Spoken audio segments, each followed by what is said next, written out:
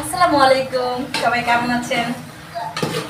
আশা করি সবাই ভালো আছেন। আল্লাহর অশেষ রহমতে আমরাও ভালো আছি। আজকে রান্নাঘর থেকে আবার শুরু করলাম। আজকে হঠাৎ করে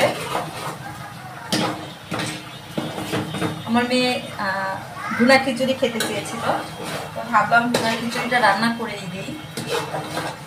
তো ভুনা খিচুড়ির সাথে গরুর মাংস রান্না করছি।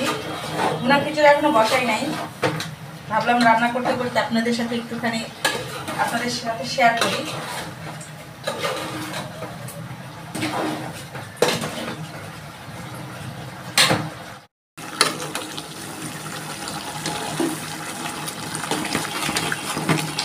আমি এখানে মাংস কষতে দিয়েছি, কষে আসলে আমি জল দিয়ে দেব।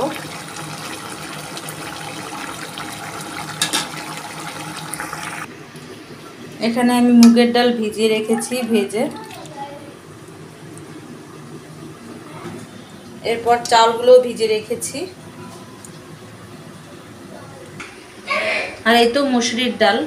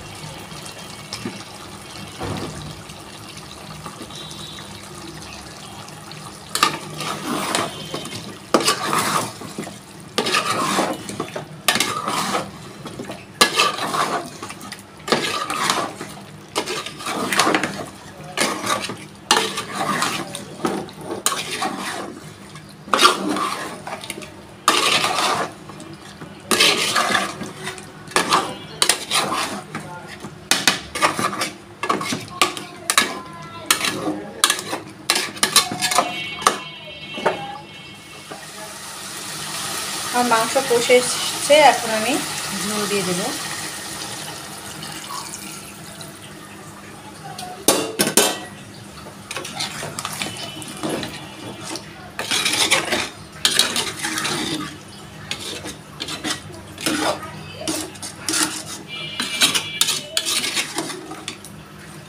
যাদের ঘরে একেবারে ছোট বাচ্চা আছে তাদের যে কাজ করতে কত কষ্ট হয় কেবলমাত্র সেই মায়েরাই জানে।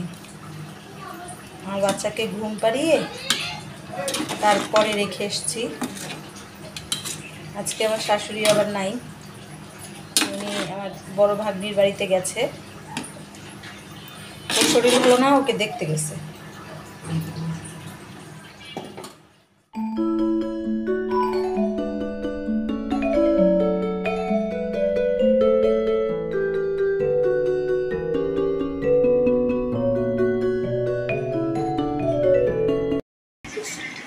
খাওয়া দাওয়া করছি সেই দুপুরবেলা, তো এখন সন্ধ্যা হয়ে গেছে, একটুখানি শুয়েছিলাম।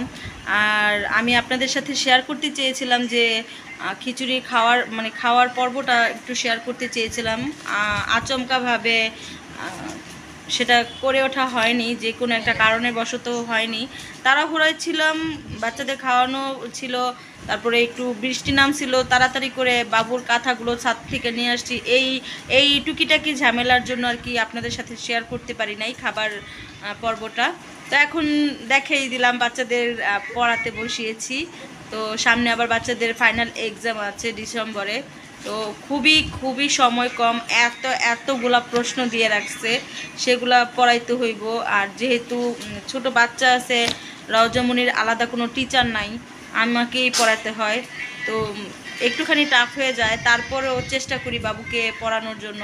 আর হ্যাঁ, এখানে কেউ কিন্তু উল্টাপাল্টা কমেন্ট করেন না, আমি আমার মেয়েকে বাবু বলেই ডাকি সবসময়, আমার ভালো লাগে। আর এখন যেহেতু আরেকটা বাচ্চা হয়েছে, আমি এটাকে শুধরিয়ে নেওয়ার চেষ্টা করব, কিন্তু জানি না পারবো কিনা। আমি ওকে অনেক অনেক আদর করে আমি বাবু বলে ডাকি, রজাও বলি, মনি বলি, অনেক কিছুই বলি, মায়ের ডাক আদর করে বাচ্চাকে যা ডাকে আর কি।